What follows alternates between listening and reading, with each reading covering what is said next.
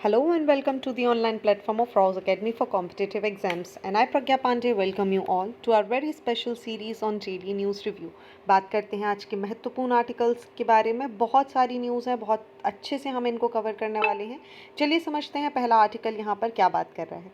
देखिए, रिसेंटली आप सभी को पता है कि फ्रांस के जो प्रेसिडेंट हैं इमैनुअल मैक्रोन इन्होंने यहाँ पर विज़िट किया है इंडिया को, और ऐसे में इंडिया और फ्रांस दोनों ने डिसाइड किया है कि वो रीअफर्म करेंगे उनका जो कमिटमेंट है एक कोऑपरेशन को लेकर, specially in the south west Indian ocean region, उसको यहाँ पर स्ट्रेंथनिंग करने की बात की जा रही है। और इसी कॉन्टेक्स्ट में दोनों कंट्रीज़ यहाँ पर रेडी हुई हैं कि उनका जो जॉइंट सर्विलेंस मिशन है जिसको कंडक्ट किया जा रहा है from the French territory of La Reunion in 2020 and 2022, कि दोनों नेशंस यहाँ पर एम कर रहे हैं कि वो अपने जो प्रीवियस जॉइंट सर्वेलेंस मिशन रहे हैं इनको यहाँ पर स्ट्रेंथनिंग करेंगे, और साथ ही जो मैरीटाइम सिक्योरिटी को लेकर कोलैबोरेशन है उसको भी यहाँ पर बढ़ाने की बात की जा रही है। Indian navy P-81 maritime petrol aircraft को यहाँ पर डिप्लॉय कर दिया गया है इसी कॉन्टेक्स्ट में कि ला रियूनियन पर वो यहाँ से जाएगा, और जो अपने आप में इस कोलैबोरेशन का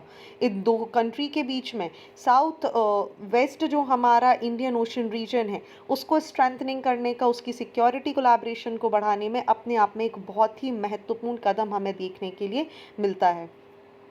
साथ ही दोनों कंट्रीज़ के लीडर्स ने डिसाइड ये भी रिकॉग्नाइज़ किया है कि इंडिया एक बहुत बड़ा पोटेंशियल बनकर निकल कर आ सकता है जब बात की जा रही है मैन्युफैक्चरिंग की, specially in the defence equipment. और ऐसे में दोनों कंट्रीज़ कहीं ना कहीं इनिशिएटिव ले रही हैं कि रीजनल सिक्योरिटी को स्ट्रेंथनिंग करने के लिए काम किया जाएगा, डिफेंस टाइज यहाँ पर स्ट्रॉन्ग किए जाएंगे। साथ ही इंडिया की जो पोटेंशियलिटी है मैन्युफैक्चर करने की डिफेंस इक्विपमेंट को, स्पेशली एक्सपोर्ट बेस्ड, उनको लेकर भी यहाँ पर बहुत ही ज़ोरों से काम किया जाएगा। ये जो पॉसिबिलिटीज़ हैं ये साथ ही यहाँ पर पॉसिबिलिटी लगाई जा रही है कि एक ट्राई सर्विसेज एक्सरसाइज भी यहाँ पर फ्यूचर में देखने के लिए मिल सकती है। और जब हम इस ट्राई सर्विसेज की बात कर रहे हैं दैट मीन्स यहाँ पर joint services exercises with US and Russia की भी यहाँ पर बात की जा रही है, विच इज़ वेरी इंपॉर्टेंट। इसके साथ ही अगर हम दूसरे डेवलपमेंट की बात करें कि इस पर्टिकुलर मीटिंग में और क्या चीज़ों को डिसाइड किया गया है, तो देखिए फ्रेंच कोलैबोरेशन की अगर हम यहाँ पर बात करते हैं तो डिफेंस इंडस्ट्रियल कोऑर्डिनेशन के अलावा रिसर्च डेवलपमेंट के सेक्शन में भी यहाँ पर बात की जा रही है कि हमारा जो defence research and development organisation है और फ्रांस का जो डायरेक्टरेट जनरल ऑफ आर्मामेंट है, दोनों के बीच में यहाँ पर MOU साइन किया जा रहा है ताकि एक टाइम फ्रेम में स्पेसिफिक रेफरेंस को ध्यान में रखते हुए jet engine, 5th generation fighter jets वगैरह का काम इंडिया में बहुत जल्द से जल्द शुरू किया जा सके। Along with that space cooperation की भी यहाँ पर बात की जा रही है। जून 23 की अगर हम बात करें यहाँ पर तो इंडिया और फ्रांस ने इनिशिएट करने जा रहे हैं स्ट्रैटेजिक स्पेस डायलॉग, जिसकी यहाँ पर इन्होंने शुरुआत करी थी, जो अपने आप में एक कोलैबोरेटिव एफर्ट दिखाता है दोनों कंट्रीज़ का कि किस तरीके से स्ट्रैटेजिक गाइडेंस की बात करें या डायरेक्शन कॉम्प्रिहेंसिव स्पेस प्रोग्राम की बात करें, दोनों का पूरा ध्यान यहाँ पर अपने डिफेंस कोऑपरेशन को मजबूत करने में और स्पेस कोऑपरेशन को मजबूत करने में हमें देखने के लिए मिलता है। Along with that satellite launch missions को लेकर भी यहाँ पर MOU साइन किए गए हैं, जो कि अपने आप में एक सिग्निफिकेंट माइलस्टोन है जब बात की जा रही है MOU बिटवीन द इसरो, जो कि इंडिया स्पेस रिसर्च ऑर्गेनाइजेशन है, वहीं इसका एरेना स्पेस ऑफ फ्रांस के साथ यहाँ पर MOU साइन किया गया है, जिसमें ग्राउंड वर्क से लेकर लॉन्ग टर्म पार्टनरशिप पे फोकस किया जा रहा है in the context of launch mission. और ये कोलैबोरेशन जो है ये लेवरेज कर देगा और दोनों कंट्रीज़ की जो एफिशिएंसी है सैटेलाइट लॉन्चिंग को लेकर उसको भी बढ़ा देगा।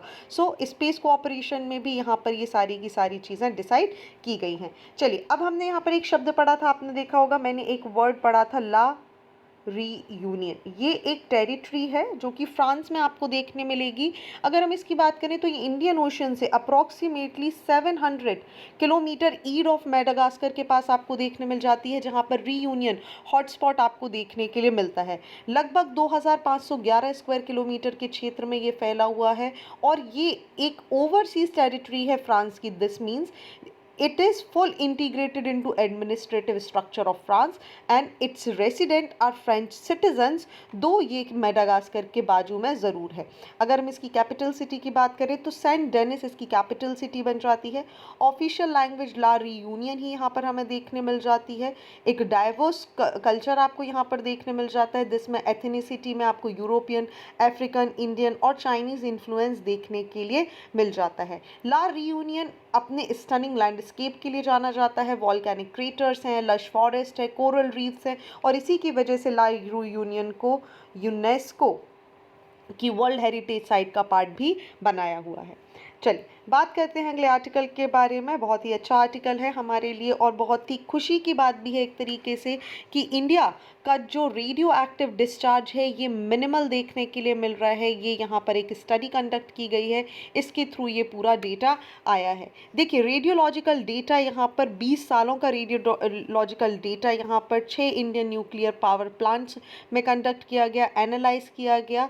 लगभग 2013 से लेके 2020 के आसपास तक का डेटा निकाला गया और इस स्टडी में पता चला कि भाई जो इसका मेजर फोकस था वो था जो कॉन्सेंट्रेशन है फिजन प्रोडक्ट्स का, जैसे न्यूरॉन एक्टिवेटेड न्यूक्लियाइड्स का, और इनका पूरा का पूरा जहाँ पर ये न्यूक्लियर प्लांट सिचुएटेड है इसके आसपास के 5 किलोमीटर के रेडियस में इसकी वैल्यू को देखना और 5 किलोमीटर के बियॉन्ड भी इस पूरी चीज़ को मेजर करना इसका मुख्य उद्देश्य था।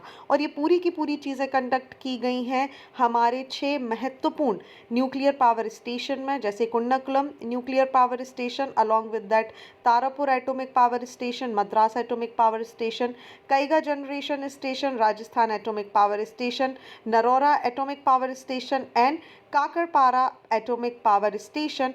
और यहाँ पर पता चला है कि भारत का ये जितना भी रेडियो एक्टिव डिस्चार्ज है ये मिनिमल देखने के लिए मिला है।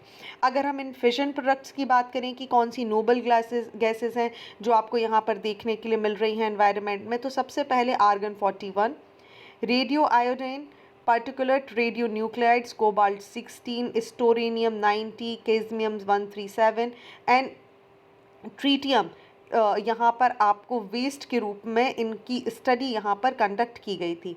ये जो लिक्विड डिस्चार्ज है जिनको यहाँ पर कंडक्ट किया गया ये कंसिस्ट करते हैं फिशन प्रोडक्ट्स जैसे कि radionuclides, radioiodine, tritium, strontium 90, cadmium 137 और जितने भी एक्टिवेटेड प्रोडक्ट्स होते हैं कोबाल्ट 60 वगैरह, इनको यहाँ पर कंडक्ट किया गया है।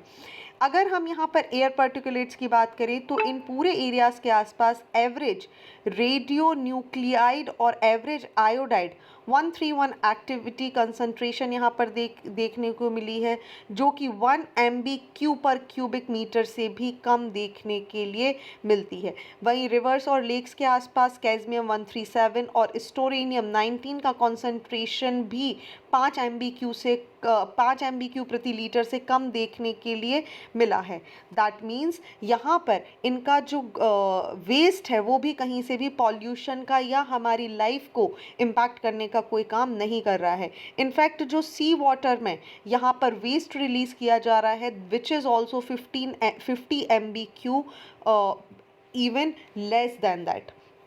दैट मीन्स इस सारी चीज़ों से एक चीज़ पता चलती है कि इंडिया के जितने भी न्यूक्लियर पावर प्लांट्स हैं ये पब्लिक के आसपास पब्लिक को ना ही तो किसी तरीके से नुकसान पहुंचा रहे हैं और साथ ही ये सेफ ऑपरेशन की तरफ भी एक फोकस क्रिएट करते हैं कि हमारा जो जितने के हमारे न्यूक्लियर पावर पॉइंट्स हैं ये कहीं से भी यहाँ पर किसी भी तरीके का डिस्चार्ज, किसी भी तरीके का हार्म हमारे लिए क्रिएट नहीं करते हैं।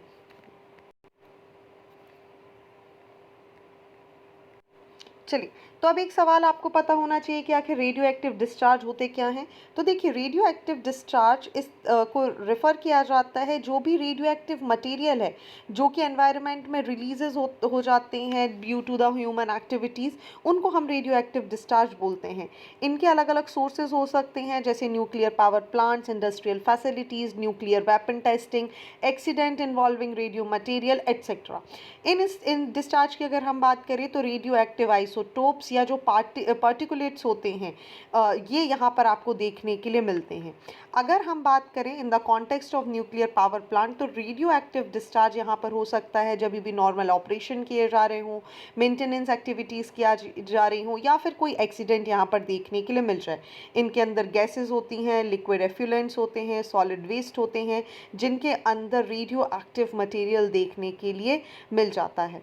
ओके, एफ्यूलेंट की अगर हम बात करें तो न्यूक्लियर फैसिलिटीज़ में typically they undergo treatment to reduce the concentration of radioactive contaminated before being released into the environment, but some residues radioactive may still be present.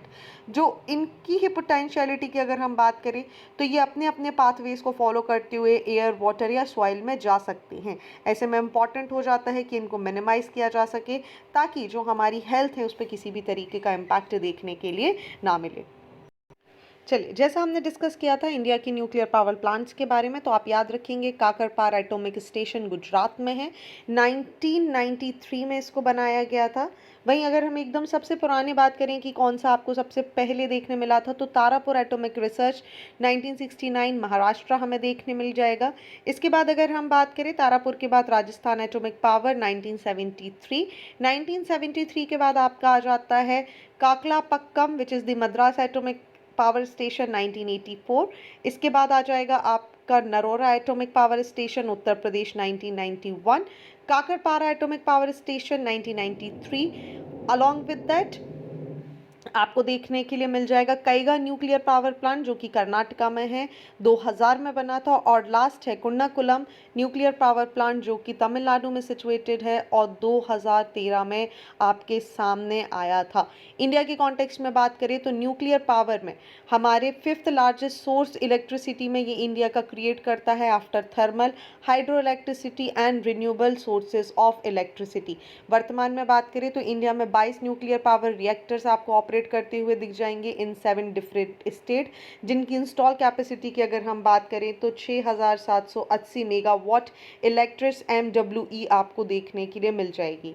Okay, चलिए moving on to the next article of the day and we'll be talking about a closer look at Myanmar's discontent. Okay, कई बार हम इस article को पढ़ चुके हैं, थोड़ा सा ओवरव्यू बस ले लेते हैं। देखिए, फरवरी में म्यांमार ने मार्क कर लिए हैं 3 साल अपने मिलिट्री कूप के, जहां पर इन्होंने ओवरथ्रो कर दिया था डेमोक्रेटिकली इलेक्टेड गवर्नमेंट जिसको ऑंग सान सू की यहाँ पर लीड कर रहे थे।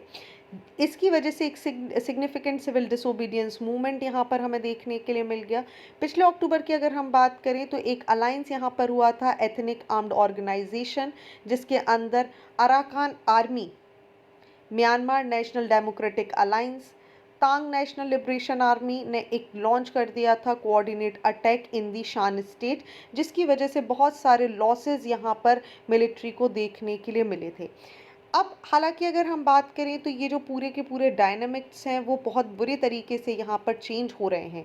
मिलिट्री अगर हम बात कर रहे हैं, मिलिट्री क्या हिस्टोरिकली रीगेन्ड लॉस्ट ग्राउंड हमें देखने के लिए मिलता है। मिलिट्री स्ट्रगल यहाँ पर लगातार आपको देखने के लिए मिल जाता है। 100 अगर हम बात करें 2010 से 20 के बीच में तो कई बार ऐसी घटनाएं घटी हैं जहां पर मिलिट्री कूप देखने के लिए मिल गया है। अब देखिए, म्यांमार के बारे में समझिए, जिसे आप बर्मा भी बोलते हैं। म्यांमार वही जगह है जहां पर हमारी अराकन योमा रेंज हमें देखने के लिए मिल जाती है। हिमालयाज़ की साउथ ईस्ट एशियन नेशन है जो कि बांग्लादेश, इंडिया, चाइना, लाओस और थाईलैंड से घिरा हुआ देखने के लिए मिलता है। हिस्टोरिकली रिच कल्चरल और हिस्टोरिक बैकग्राउंड है और इसी के कारण अगर हम देखेंगे तो यहाँ पर लगातार कुछ चेंजेस देखने के लिए मिलेंगे। म्यांमार की बात करें तो म्यांमार को इंडिपेंडेंस मिला था 1948 में ब्रिटिश पावर से। हालांकि यहाँ की पॉलिटिकल इंस्टेबिलिटी इसके बाद से लगातार टेंशन का विषय बनेगी मिलिट्री और सिविलियन गवर्नमेंट के बीच में। यहाँ का जो मिलिशिया है जिसे Tatmadaw, let me write it here, Tatmadaw के नाम से जाना जाता है, ये एक बहुत ही सिग्निफिकेंट रोल प्ले करता है म्यांमार की पॉलिटिक्स में। इसका एक फ्रीक्वेंट इंटरवेंशन हमें दिखाई देता है गवर्नमेंट में, चाहे वो डायरेक्टली रूल कर रहा हो या फिर सब्सटेंशियल इन्फ्लुएंस भी हमें देखने के लिए मिलता है। म्यांमार ने एक्सपीरियंस करा एक बहुत बड़ा civilian rule with the election of आंग सान सू की national league of democracy in 1990। हालांकि मिलिट्री ने रिफ्यूज़ कर दिया कि भाई हम इसको नहीं मानते हैं, और कुछ ही सालों बाद आप देखेंगे कि यहाँ पर आंग सान सू और डेमोक्रेसी का पूरी तरीके से सफाया हो जाएगा। चलिए आंग सान सू की बात करें कि यहाँ पर किस तरीके से आपको डेमोक्रेसी देखने मिली। तो आंग सान सू की, जो कि डॉटर है म्यांमार इंडिपेंडेंस हीरो आंग सान की, ये यहाँ पर एक प्रोमिनेंट फिगर बनकर आ जाएंगी जब बात होगी डेमोक्रेसी को लेकर। इन्होंने लगभग अपने कई साल हाउस अरेस्ट में बिता दिए, और इसी की वजह से ये प्रो डेमोक्रेसी मूवमेंट की एक बहुत बड़ी नेता के रूप में यहाँ पर उभर कर आएंगी म्यांमार में। 2015 में एक हिस्टोरिकल चेंज हुआ यहाँ पर, जबकि लैंडस्लाइड विक्ट्री हासिल करी आंग सान सू की ने, और इसके बाद इन्होंने स्टेट काउंसलर और साथ ही आकिन को प्राइम मिनिस्टर यहाँ पर बना दिया। While the civilian government initiated some democratic reform, यहाँ पर इनको क्रिटिसिज्म भी देखने पड़े बिकॉज रोहिंगा क्राइसिस आ गए, एथनिक माइनॉरिटीज़ इशू होने लगे, और इसी के बाद फरवरी 2021 में मिलिट्री कूप हुआ। फरवरी 1 2021 की बात करें तो तात्मा डो ने यहाँ पर कूप कर दिया और डिटेन कर लिया आंग सान सू की को और दूसरे एनएलडी लीडर्स को। ये जो मिलिट्री है इन्होंने डिक्लेयर कर दिया कि एक स्टेट ऑफ इमरजेंसी की कंडीशन है, और साथ ही बोला गया जितना भी वोटिंग हुआ था उसमें फ्रॉड किया गया था, और इस तरीके की किसी भी जो भी डिसीजन है उसको मानने से मना कर दिया। दैट मीन्स इस कूप के बाद जो डायरेक्ट मिलिट्री रूल है वो यहाँ पर रीस्टैब्लिश हो गया, और सिविलियन गवर्नमेंट पूरी तरीके से ख़त्म हो गई, और कॉन्स्टिट्यूशन यहाँ पर पूरी तरीके से समाप्त हो गया। अब यहाँ पर अगर हम बात करें तो लगातार इस तरीके के इशू देखने मिलते हैं, अलग अलग ग्रुप्स हैं, अलग अलग नेशनैलिटी है, और सबसे इम्पॉर्टेंट रोल आपको देखने के लिए मिल जाएगा चाइना। चाइना अपनी एक रोबस्ट टेक्निक यहाँ पर मान के चलता है कि हम इंटरनेशनल प्लेटफॉर्म्स पे अलग अलग कंट्रीज़ को देखिए वीक कर देंगे। एथनिक डाम ग्रुप्स में रिबेलियन करवाने का काम भी हमें देखने के लिए मिल जाता है। साथ ही यहाँ पर डिफरेंट जो डोनेशन हो, सप्लाई ऑफ आर्मामेंट्स, उन सारी चीज़ों में भी इसका एक डायरेक्ट इन्वॉल्वमेंट हमें देखने के लिए मिल जाता है। ओके, चलिए बात करते हैं अगले आर्टिकल के बारे में। बहुत ज़्यादा कुछ यहाँ पर डिटेल में जानने के लिए हमारे पास नहीं है, so we gonna skip this particular section for right now. चलिए बात करते हैं momentous ruling on Israel and International Court of Justice. देखिए आईसीजे ने इशू कर दिया अपना एक सिग्निफिकेंट रूलिंग, जिसने बाइंड कर दिया है इजराइल को कि भाई वो रुक जाए अपने एक्ट ऑफ जेनोसाइड से in the ongoing military operation in the Gaza.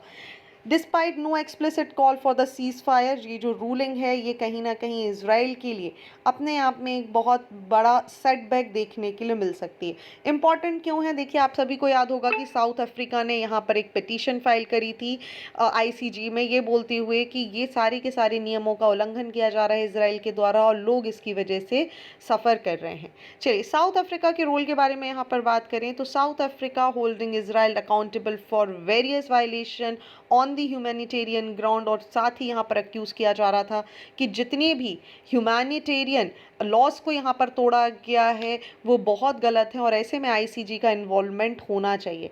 Court ने यहाँ पर एक्सेप्ट किया कि देखिए साउथ अफ्रीका का जो स्टैंडिंग है और जो सबमिशन है वो वैलिड है, और कहीं ना कहीं उनकी ये रिस्पॉन्सिबिलिटी बन जाती है कि वो ऐसे मैटर में इन्वॉल्व हो। साथ ही अब रिजल्ट क्या हुआ कि भाई इन्होंने बोल दिया कि इमीडिएट और इफेक्टिव मेजर लिए जाएं, ह्यूमैनिटेरियन असिस्टेंस प्रोवाइड यहाँ पर किया जाए गाज़ा में, और जितना भी ये जो एक्टिविटी इजराइल के द्वारा यहाँ पर जेनोसाइड एक्टिविटी करी जा रही है गाज़ा में एज पर द आईसीजी, उसको यहाँ पर रोक दिया जाए, क्योंकि इस जेनोसाइड की वजह से ना केवल बॉडीली हार्म हो रहा है, मेंटल हार्म हो रहा है, फिजिकल डिस्ट्रक्शन के अलावा अगर हम देखें तो इकोनॉमिक लॉसेस भी देखने के लिए मिल रहे हैं। ऐसे में ये जो रूलिंग है ये बोथ मोरल और लीगल इंडिक्टमेंट ऑफ इजराइल की तरफ इशारा कर रही है, particular for bombing health facilities जो सेफ एरियाज़ पे यहाँ पर की गई थी, जिससे डजन्स ऑफ लोगों की मृत्यु आपको देखने मिली थी, specially in the Gaza region. Okay, चलिए आगे अगर हम बात करें तो क्या हमें इस आर्टिकल में और जानने की ज़रूरत है डिटेल में? बिल्कुल नहीं। हम डायरेक्टली बात करने वाले हैं आईसीजे के बारे में। इंटरनेशनल कोर्ट ऑफ जस्टिस की बात करें तो यूनाइटेड नेशन के एक प्रिंसिपल ऑर्गन आपको देखने मिलता है जिसको 1945 में बनाया गया था। अगर हम इसकी बात करें तो ये एक प्रिंसिपल जुडिशियल बॉडी है जो कि लीगल डिस्प्यूट्स को रिजॉल्व करती है बिटवीन स्टेट्स, बिटवीन नेशंस, और एक एडवाइजरी ओपिनियन, लीगल ओपिनियन यहाँ पर प्रोवाइड करती है अलग अलग कंट्रीज़ के बीच में। अगर हम इनके हेडक्वार्टर की बात करें तो द हेग नीदरलैंड में हमें इनका हेडक्वार्टर देखने के लिए मिलता है। 15 जजेस का एक बेंच होता है जो कि 9 सालों के टर्म के लिए यहाँ पर सिलेक्ट किए जाते हैं by the United Nations general assembly और सिक्योरिटी काउंसिल के द्वारा। जजेस की बात करें तो यहाँ पर इनको चूज़ किया जाता है ब्रॉड जोग्राफिकल डिस्ट्रीब्यूशन को ध्यान में रखते हुए, ताकि डाइवर्स पर्सपेक्टिव को देखते हुए डिसीजंस लिए जा सकें।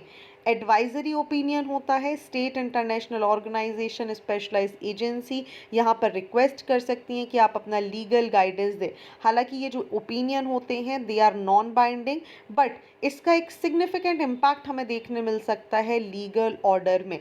अगर हम कुछ रिसेंट केसेस की बात करें जहां पर जो नोटेबल रूलिंग हमें देखने मिली, तो निकारागुआ वर्सेस यूनाइटेड स्टेट्स 1986 की रूलिंग बहुत इंपॉर्टेंट है। कुलभूषण जाधव जो कि 2019 की रूलिंग है, इंडिया ये केस लेकर गया था पाकिस्तान के against.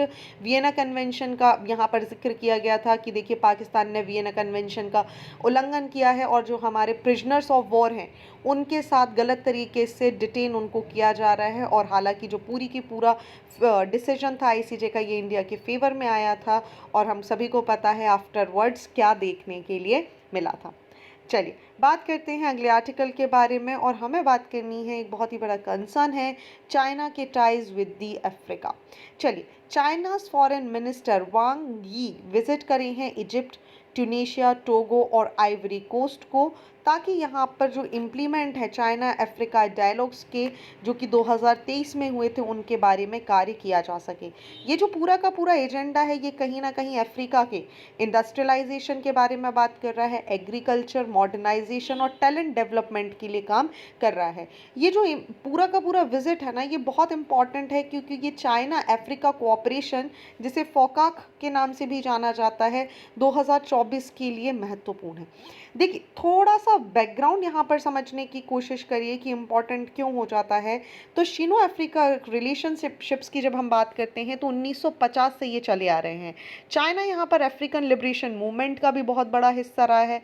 Africans also they support China again the United Nations Security Council in 1970। ऐसे में अगर हम देखें तो फेवर फॉर बोथ की कंडीशन दोनों कंट्रीज़ यहाँ पर प्ले करती हैं। चाइना का जो एनकरेजमेंट है वो गो आउट पॉलिसी के साथ यहाँ पर शिफ्ट होगा विद दिस पर्टिकुलर नेशन। ऐसे में इम्पॉर्टेंट हो जाता है चाइना के लिए जब उसके one belt one road initiatives की बात की जाती है। तो जो फर्स्ट फोरम है ऑन चाइना अफ्रीका कोऑपरेशन जिसको 2000 में कंडक्ट किया गया था, यहाँ पर रिलेशनशिप डेवलप किए जा रहे हैं ताकि बेल्ट रोड इनिशिएटिव जो कि सिग्निफिकेंट मूव है, जो कि 52 अफ्रीकन कंट्रीज़ के द्वारा यहाँ पर साइन किया गया है, अपने आप में बहुत महत्वपूर्ण हो जाता है।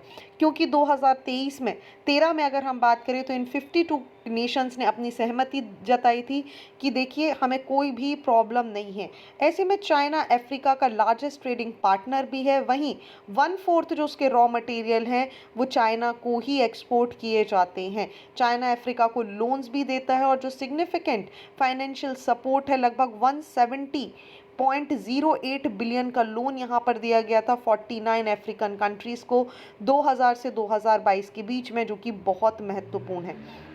अब देखिए चाइना का रोल क्यों महत्वपूर्ण है। चाइना का ये जो इन्वॉल्वमेंट है अफ्रीका में ये कहीं ना कहीं इन्वेस्टर से ज़्यादा एक स्ट्रैटेजिक एक्शन के रूप में हमें देखने के लिए मिल जाता है। क्यों? क्योंकि अपने बहुत सारे मिलिट्री बेस इन्होंने यहाँ पर बनाए हुए हैं, इंटरनेशनल मिलिट्री बेस जैसे डिजिबूती में आपको देखने के लिए मिल जाएगा।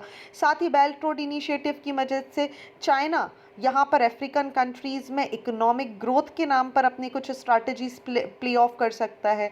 चाइना कहीं ना कहीं देखिए क्रूशियल जो रिसोर्सेज हैं जैसे कोबाल्ट, प्लेटिनियम, कॉल्टन जैसी इंपॉर्टेंट चीज़ हैं जो कि इमर्जिंग टेक इंडस्ट्रीज़ के लिए बहुत इम्पॉर्टेंट है, उस पर भी अपना पूरा का पूरा काबू पाना चाहता है। ऐसे में जो डोमिनेंस माइनिंग सेक्टर है, जैसे यूएस, रिलायंस, चाइना फॉर की मिनरल्स फ्रॉम अफ्रीका, इनके लिए ये एक अपने आप में बहुत बड़ी टक्कर क्रिएट कर सकता है। बिल्डिंग अलाइंसेस की बात करें अफ्रीका के साथ, तो एक सिग्निफिकेंट कॉम्बैक्ट आपको देखने के लिए मिलता है, जहाँ पर चाइना कहीं ना कहीं अपने आप को बहुत मजबूत बना रहा है। वहीं अफ्रीका का एक वोकल सपोर्ट है चाइना का ऑन इंटरनेशनल प्लेटफॉर्म, चाहे बात करी जाए adherence to China's one China policy. ऐसे में इम्पॉर्टेंट हो जाता है कि कहीं ना कहीं अफ्रीकन ट्रेड की मदद से चाइना अपनी करेंसी युआन, जिसे हम रेमएनबी के नाम से भी जानते हैं, उसको स्ट्रेंथनिंग करने के काम भी कर रहा है। चाइना का जो डेप्ट रीस्ट्रक्चर इनिशिएटिव है, जैसे लाइक इन जाम्बिया, इंसेंटिवाइज कर दिया बोरोअर्स को, ताकि रिनमिनबी को एक ऑल्टरनेटिव के रूप में देखा जा सके डॉलर की जगह। क्योंकि अगर चाइनीज़ करेंसी स्ट्रांग हो जाएंगी, मैक्सिमम कंट्रीज़ अगर इसमें डील करेंगी, तो आप देखिए चाइना के लिए बहुत ज़्यादा बेनिफिट हो सकता है।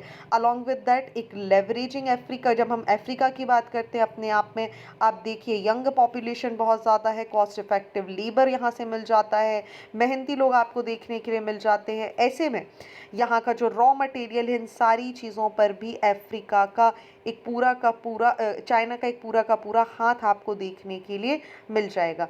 साथ ही चाइना यहाँ पर इंफ्रास्ट्रक्चर बनाने में मदद कर रहा है, इंडस्ट्रियल पार्क बनाने में मदद कर रहा है, ताकि एम्प्लॉयमेंट अपॉर्चुनिटी मिल सके, जो कि अफ्रीका का, मेड इन अफ्रीका को रियलिटी में भी लाने के लिए काम कर सकता है। हालांकि कंसर्न है, क्योंकि जितना भी वेस्टर्न वर्ल्ड है सभी जानते हैं कि चाइना जहां पर भी इन्वेस्टमेंट के नाम पे पैसा देता है, वो अल्टीमेटली एक डेब्ट ट्रैप्ड होता है। बाद में कंट्रीज़ यहाँ पर डेब्ट ट्रैप में फंस जाती हैं, जैसे कुछ अफ्रीकन कंट्री केन्या और जाम्बिया इसका बहुत बड़ा एग्जाम्पल आपको देखने के लिए मिल जाएगा। सो वी हैव टू सी कि हम किस तरीके से सारे के सारे इशू को यहाँ से निपटेंगे। करते हैं अगले आर्टिकल के बारे में, बहुत ही इम्पॉर्टेंट है, इकोवास से संबंधित देखने मिल जाएगा। देखिए, मिलिट्री रजाइम्स इन बुर्किना फासो, माली और नाइजर, इन्होंने जॉइंटली अनाउंस कर दिया है कि ये अपना इमीडिएट विड्रॉल कर रहे हैं economic community of West African state. जो लीडर्स हैं साहिल नेशन के, उन्होंने भी स्टेट कर दिया है कि ये जो डिसीजन है वो भी यहाँ पर इकोवॉस को लीव कर सकते हैं, ये इनका सोवरेन डिसीजन है और विदाउट एनी डिले इसको यहाँ पर कंडक्ट किया जा रहा है। अपने आप में महत्वपूर्ण हो जाता है। कारण समझिए, मिलिट्री रिजाइम्स यहाँ पर ग्रैपल कर रहे थे कि जो जिहादिस्ट वायलेंस हो रहे थे, पुवर्टी थी, they have had strained relation with इकोवॉस सिंस कूप, जो कि नाइजर में जुलाई 2022 में हुआ, बुर्किना फासो में 2022 में हुआ, माली में 2020 में आपको देखने मिला।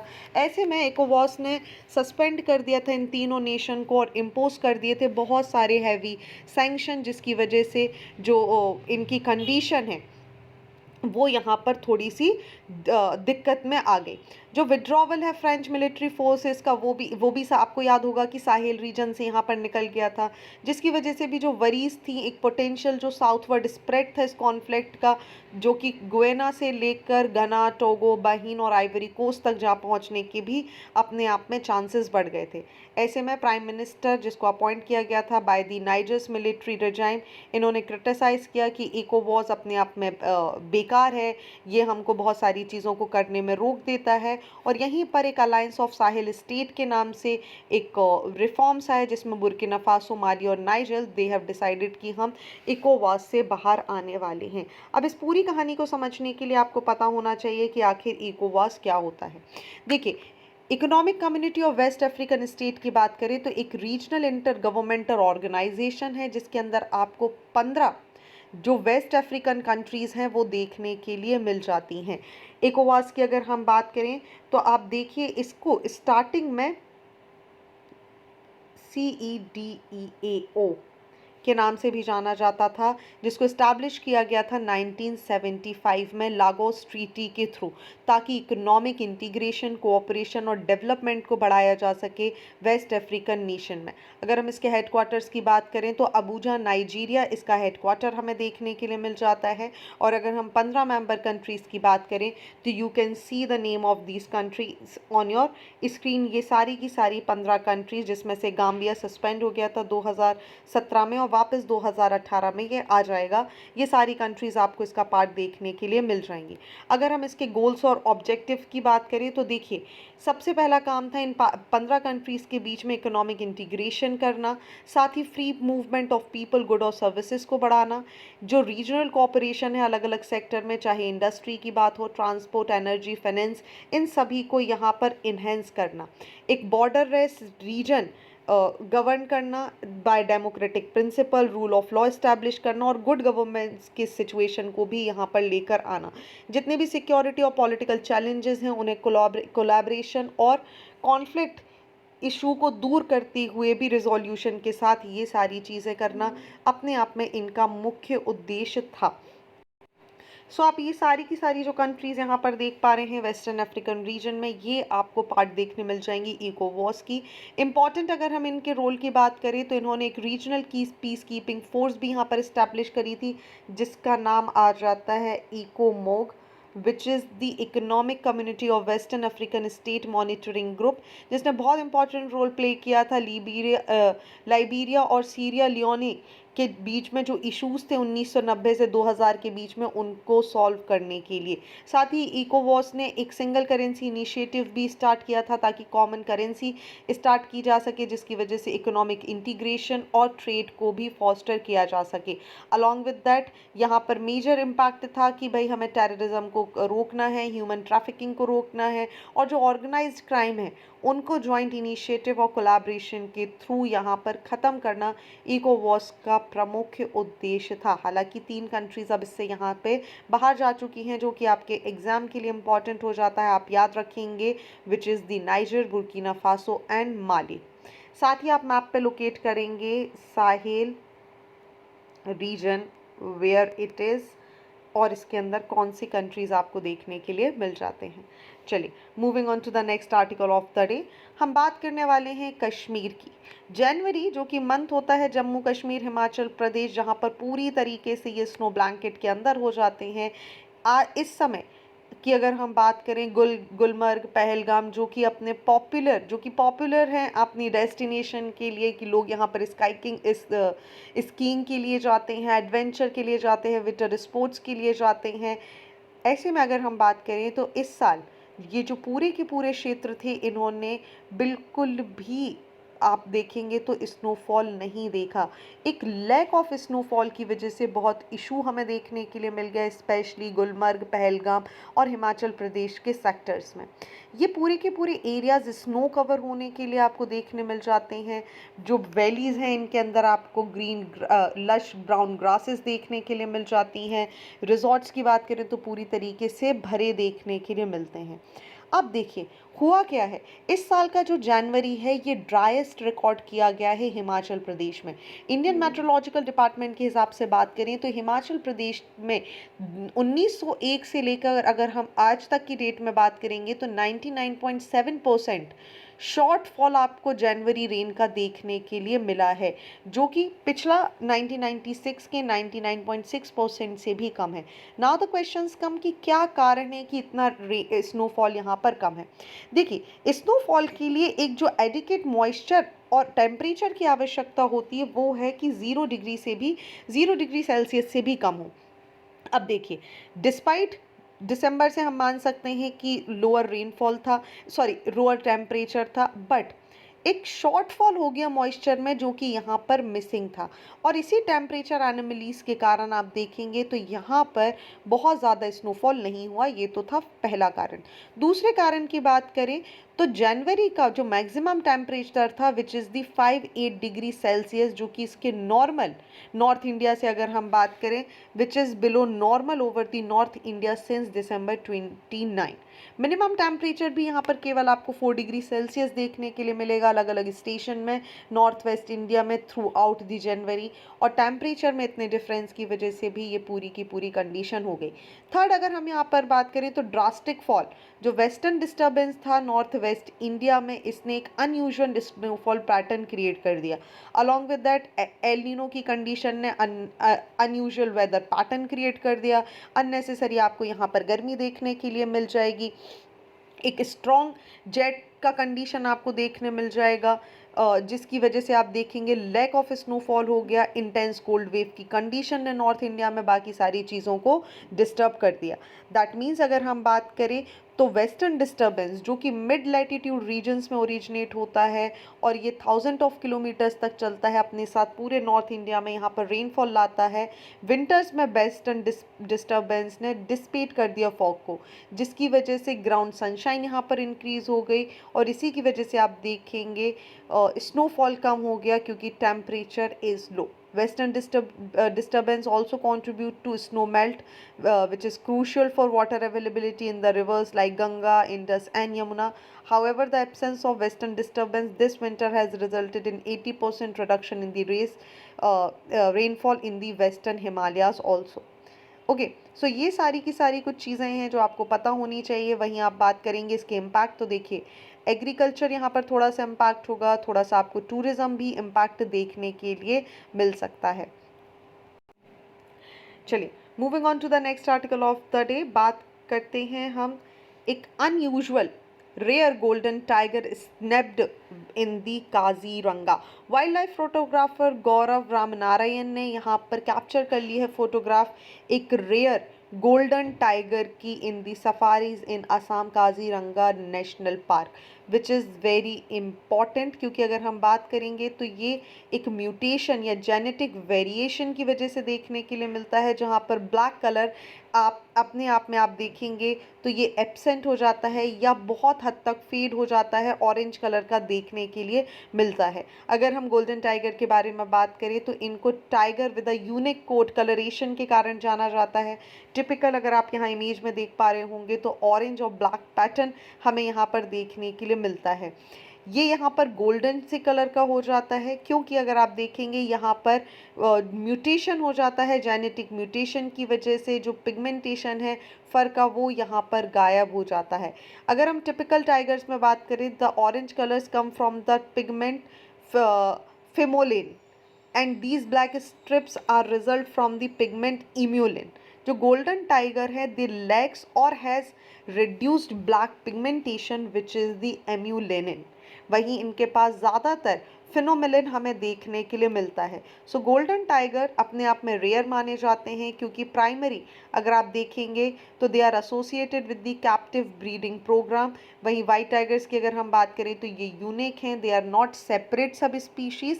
इंस्टेड ये जो ब्लैक टाइगर्स जो हमारे बंगाल टाइगर्स हैं, जिन्हें हम पैंथेरा टिग्रिस के नाम से भी जानते हैं, उनमें ही एक डिस्टिंक्ट कलर की वजह से आपको देखने के लिए मिलता है। अब देखिए ये भी इम्पॉर्टेंट है जानना कि ये जो गोल्डन टाइगर्स हैं they are not the result of albinism और ल्यूशिज्म, ठीक है।